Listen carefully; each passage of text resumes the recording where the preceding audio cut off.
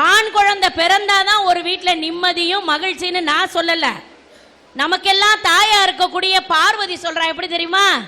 அந்த முருகனை மடியில தாலாட்டு போட்டுக்கிறா. மகனை தூக்கி மடியில போட்டுக்கிட்டு தாலாட்டுறா.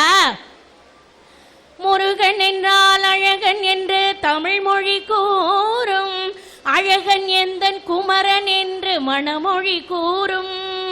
உயிரினங்கள் ஒன்றை ஒன்று வாழ்த்திடும் போது அதன் உள்ளிருந்து வாழ்த்துவது உன்னருளன்றோ கந்தா, உன்னருளன்றோ குமரா.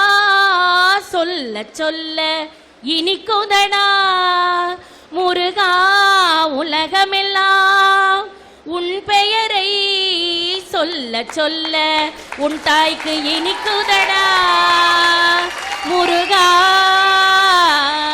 ஏன் எனக்கு இனிக்குதுன்னா, எனக்கு தமிழ் இனிக்கும். தமிழ் கடவுள் அந்த முருகனை பிடிக்கும், அதனால் இனிக்கும். நான் என்ன யோசிக்கிறேன் என்று சொன்னால், முருகனுக்கு அந்த தாய் சக்தி பார்வதி பாடுகின்றாள் என்று நீங்கள் சொன்னீர்களே, அந்த மலைமகள் இருக்கின்றாளே, அந்த மலைமகள் யார்? தட்சனின் மகள். மகளாக அவள் பிறந்ததால் தானே இந்த சிவனுக்கு பிறந்த மகனுக்கு, திருமகனுக்கு, முருகனுக்கே அவள் பாடுகிறாள். தாலாட்டு படிப்பவள் தாய் அல்லவா, அங்கே சேயாக மாறியது முருகன் அல்லவா. அருமையா வசனம் பேசுறீங்க. எங்களால எல்லாம் முடிய மாட்டேங்குது. டப்புன்னு கவுந்துருவோமோன்னு வேற பயமா இருக்குது. நான் அடுத்தவர்கள் கவிழ வேண்டும் என்று பேசக்கூடியவன் அல்ல, தமிழ் கேட்டு இந்த மக்கள் மகிழ வேண்டும் என்று பேசக்கூடியவன். ஆனா உங்க தாய் என்ன தெரியுமா நினைச்சிருப்பாங்க? மழை கூட ஒரு நாளில் தேனாகலாம், மணல் கூட ஒரு நாளில் பொன்னாகலாம், ஆனாலும் அவையாகும் நீயாகுமா, அம்மா என்று அழைக்கும் சேயாகுமான்னு உங்களை மடியில போட்டு கொஞ்ச நாளதான் இந்த தமிழ் இந்த மகன்கிட்ட இப்படி விளையாடுது. இந்த மகன் பிறந்ததுனால அந்த தாய்க்கு பெருமை சேர்ந்திருக்குது.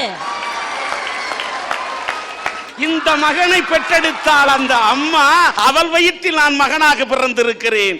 அந்த மகள் தான் உயர்ந்தவள். அம்மா என்ற சொல்லை நான் சும்மா என்று சொல்வேனா உங்களிடம் நின்று கொண்டு?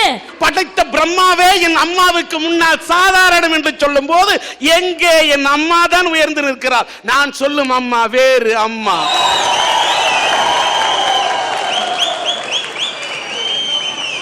பழம் நீ அப்பா, ஞான பழம் நீ அப்பா, தமிழ் ஞான பழம் நீ அப்பா. சுட்ட படம் வேண்டுமா, சுடாத படம் வேண்டுமா தாயே? என்னிடத்தில் இருப்பது ஞானம், எம்மிடத்தில் நீ பாடியது கானம்.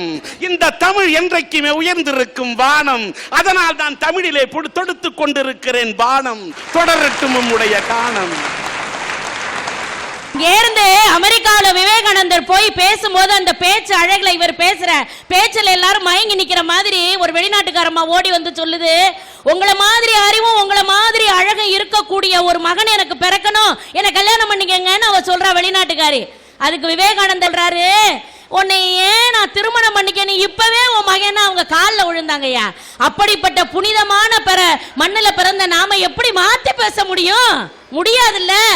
இந்த நாட்டில இருந்து அமெரிக்காவுல போய் நம்ம நாட்டு மானத்தை காப்பாத்துனது இந்த ஊர்ல பிறந்த மகன் விவேகானந்தரியா. இங்கே இருந்து அங்க போய் எல்லாரும் லேடிஸ் அண்ட் ஜென்டில்மேன் சொன்னாங்க, இவர் மட்டும்தான் சகோதர சகோதரிகளேன்னு அருமையா ஆங்கிலத்தில் அங்கே சொன்னாரு. நம்ம நாட்டுடைய மானத்தை காப்பாத்தினது ஒரு அருமையான மகன். இப்படிப்பட்ட மகன், இன்னும் ஒரு மகன் என்னுடைய வயிற்றில் பிறக்கவில்லையே என்று மேஜர் சரவணனின் தாய் குலுங்கி குலுங்கி அழுதத எல்லாரும் இதே சன் டிவியில பார்த்திருப்பீங்க. 2 பொண்ணை பெத்துட்டு ஆம்பளை பிள்ளைங்களுக்காண்டி ஏன் தெரியுமா இவ்வளவு நேரம் வக்காலத்து வாங்கினேன்? என்னுடைய துன்பத்தில் தோள் கடுக்க ஒரு மகன் இல்லையே என்று.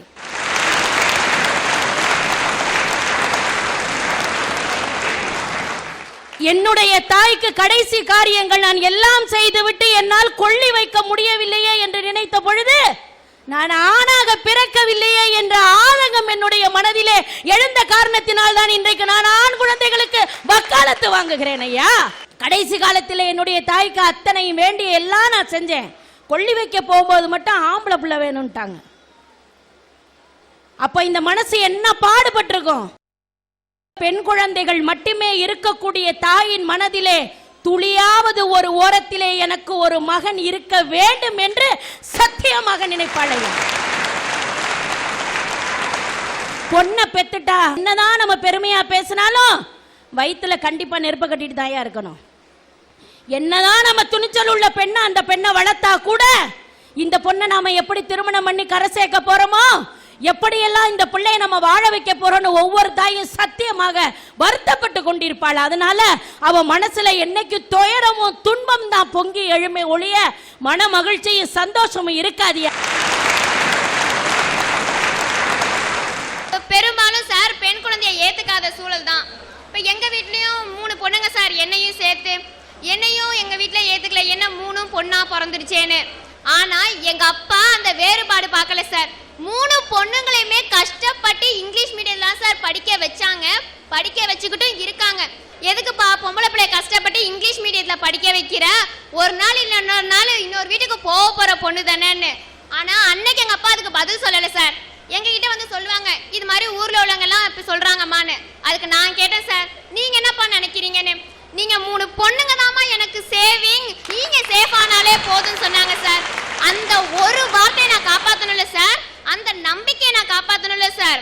சின்ன வயசுல இருந்தே நான் நிறைய காம்படிஷன்ல கலந்துக்கிட்டு டிஸ்ட்ரிக்ட் வரைக்கும் போய் ஷீல்ட்ஸ் சர்டிபிகேட்ஸ்லாம் வாங்கியிருக்கேன் சார். இன்னைக்கு எங்க ஸ்கூல்ல 10th அத்தனை மாணவர்கள் மத்தியில ஸ்கூல் செகண்ட் வந்திருக்கேன் சார். அந்த பெருமை யாருக்கு சார் போய் சேர்ந்துச்சு? எங்களோட அப்பா அம்மாவுக்கு தானே சார் போய் சேர்ந்துச்சு. ஸ்கூல் ஃபர்ஸ்ட் வரலாம், நீங்க செகண்ட் வரலாம், தேர்டும் நீங்க தான் வருவீங்க. ஆம்பளை புள்ள கடைசி மார்க் தான் வாங்குவான். ஏன் தெரியுமா? நாங்கெல்லாம் விட்டு கொடுக்கிற மனசுமா. 10 பசங்களை பெற்றாலும் இந்த அளவுக்கு சந்தோஷம் கிடைக்காது. என்னோட பொண்ணு இந்த வயசுலயே எனக்கு இவ்ளோ சந்தோஷத்தை கொடுத்துட்டான்னு தலை நிமிர்ந்து நடக்கிறாங்க சார். அதை என்னால உணர முடியுது சார். அந்த இடத்துல ஒரு மகளான என்னால மன நிறைவை கொடுக்க முடிஞ்சிருக்கு சார். அதனாலதான் சொல்றேன், பெற்றோருக்கு மிகுந்த மகிழ்ச்சியும் மன நிறைவையும் தருவது மகதான் சார். சார், அடுத்த ஜென்மம்னு ஒண்ணு இருந்தா அதுல நான் ஆம்பளை பிள்ளையா பிறக்கணும்னு ஆசைப்படுறேன் சார். சார், இன்னைக்கு நான் ஒரு ஸ்டாஃப் நர்ஸா இருக்கேன். ஒரு நாளைக்கு 5 டெலிவரியாவது பார்ப்பேன். 3 பேருக்கு பெண் குழந்தை பிறந்திருக்கும், 2 பேருக்கு ஆண் குழந்தை பிறந்திருக்கும். இந்த ஆண் குழந்தை பிறந்தவங்க எப்படி இருப்பாங்கன்னா, அந்த அவர் அப்பாவை பாத்தீங்கன்னு வச்சுங்க, வாயா மச்சான், வாயா மாப்பிள்ள, இந்த மச்சான் சாக்லேட், எனக்கு ஆம்பளை புள்ள பிறந்திருக்கியா, என் குடும்பத்துக்கு ஒரு வாரிசே பிறந்துட்டாயா, இந்தயா மச்சான் அப்படின்னு சொல்லிட்டு ரொம்ப சந்தோஷமா இருப்பாரு. இதே இந்த பொம்பளை பிள்ளைய பெற்றவர் எப்படி தெரியுமா இருப்பாரு? நான் போயிட்டு, சார் கை கொடுங்க, கங்க்ராச்சுலேஷன், உங்களுக்கு தேவதையே பிறந்திருக்கு சார், ஏன் இப்படி உட்கார்ந்துருக்கீங்கன்னு கேட்டுச்சுக்க, தலையில முக்காட போட்டுட்டு, அடையாமா பிறந்திருக்கிறது பொட்ட புள்ளம்மா அப்படிம்பாரு. இப்ப பிறக்கும் போதே பெத்தவங்களுக்கு மன மகிழ்ச்சியையும் மன நிறைவையும் தருவது ஒரு மகனா மட்டும்தான் சார் இருக்க முடியும். ஆம்பளை பிள்ளை பிறந்தா வாமச்சான் அழைச்சு சாக்லேட் தராங்களாம். பொம்பளை பிள்ளை பிறந்தா தலையில துண்டை போட்டுக்கிறாங்களாம். அவங்களுக்கு விவரம் தெரியாது சார். இப்போ சார் சாரல் அடிக்குதுன்னு வச்சுக்கோங்க, எல்லா மரத்துக்கும் சந்தோஷமா தான் இருக்கும், வேருக்கெல்லாம் தண்ணி வரப்போகுதுன்னு. ஆனா அந்த வேருக்கெல்லாம் தெரியாது சார் சாரல் சீக்கிரமா நின்னுடுன்னு. அதுக்கப்புறம் வர அடமலை திடீர்னு தான் சார் வரும், ஆனா முழுசா மழை பெஞ்சதுக்கு அப்புறம் தான் சார் ஓயும். அந்த மாதிரி ஆண் மகன் எல்லாம் சாரல் மாதிரி சார் பிறக்கிறப்ப மட்டும் தான் சார் சந்தோஷத்தை கொடுப்பாங்க. ஆனா மகளாகப்பட்ட நாங்கெல்லாம் அடமலை மாதிரி சார், கடைசி வரைக்கும் சந்தோஷத்தை கொடுத்துட்டு மன நிறைவை அடைஞ்சதுக்கு அப்புறம் தான் சார் ஓய்வா. அதனாலதான் சொல்ற, பெற்றோருக்கு மிகுந்த மகிழ்ச்சியும் மன நிறைவையும் தருவது மகதா மகதா மகதா. ஐயா, அவங்க பெண்கள்லாம் அடமலை, ஊரெல்லாம் மழை பெஞ்சு தண்ணியா ஓடுன்னு சொல்லுது. அதனால தான் இன்னைக்கு வர்ற சுனாமி, அடமலை புயலுக்கெல்லாம் ரீட்டா, நிசா, லைலா அப்படின்னு பேரை வச்சு எங்களெல்லாம் அழிச்சுக்கிட்டு இருக்கு. ஒரு பெண் தாய்மை அடையும் போது அவளோட கருவுல ஆண் குழந்தை தான் இருக்குதுன்னு வச்சுக்கோங்களேன், அது 8 அல்லது 9 மாசத்துல வெளியில வந்துருவான் பையன். ஏன்னா அவனுக்கு பொறுப்புகள் நிறைய, அதனால அந்த கருவறையில அவனால இருக்க முடியாது. இதே பொண்ணு இருக்கான்னு வச்சுக்கோங்க, என்னதான் கொடுத்தாலும் தின்னுட்டு 10 மாசம் ஆனாலும் வெளியில வராது. ஐயா ஒரு நிமிஷம்,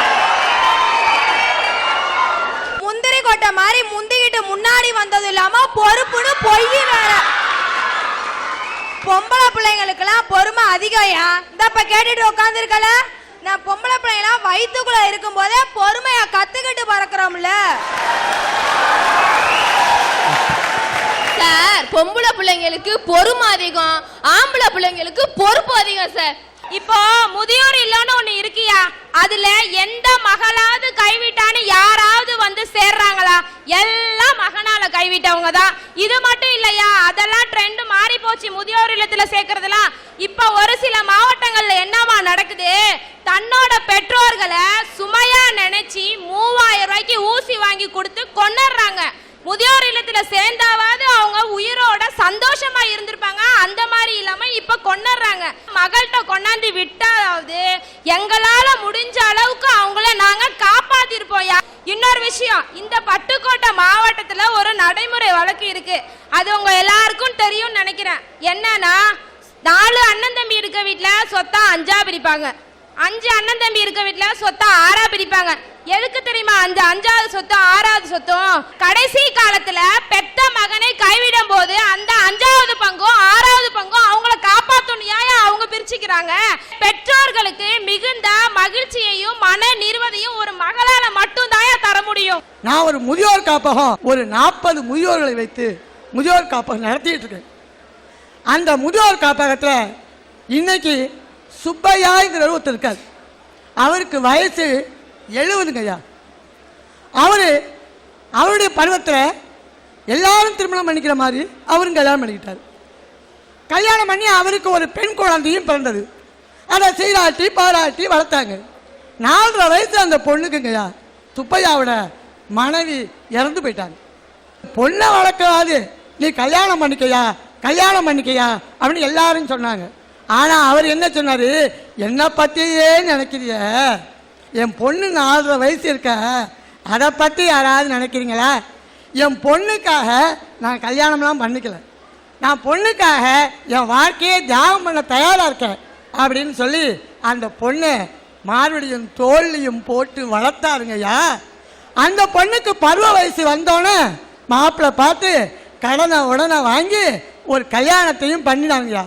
கல்யாணம் பண்ணி கொஞ்சம் காலம் கழிச்சு அப்பாவுக்கு வயசாயிட்டேன்னு பொண்ணு சொன்னிச்சு, அப்பா நீ என்னோட வாங்கன்னு கூப்பிட்டுச்சு. பொண்ணோட ஆசைக்காக போவோமேனு அந்த சுப்பையாவும் போனாருங்கய்யா. ஒரு கொஞ்ச நாளில் அவங்க வீட்டு மாப்பிள்ளை ஏதோ ஒரு வார்த்தையை தவறாக பேசியிருக்கான். அதை கேட்ட அந்த சுப்பையாவுக்கு மனசு தாங்கலையா.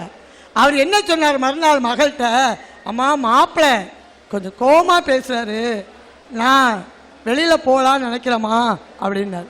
உடனே அந்த பொண்ணு சொன்னிச்சுங்கய்யா, என் புருஷன் அப்படித்தான்ப்பா, அதனால் நீ கிளம்பு, இனிமேல் இங்கே வராத அப்படின்னு பொண்ணு சொன்னிச்சுங்க. இப்போ எங்கள் முதியோர் காப்பகத்தில் வந்து இருக்காருங்கய்யா.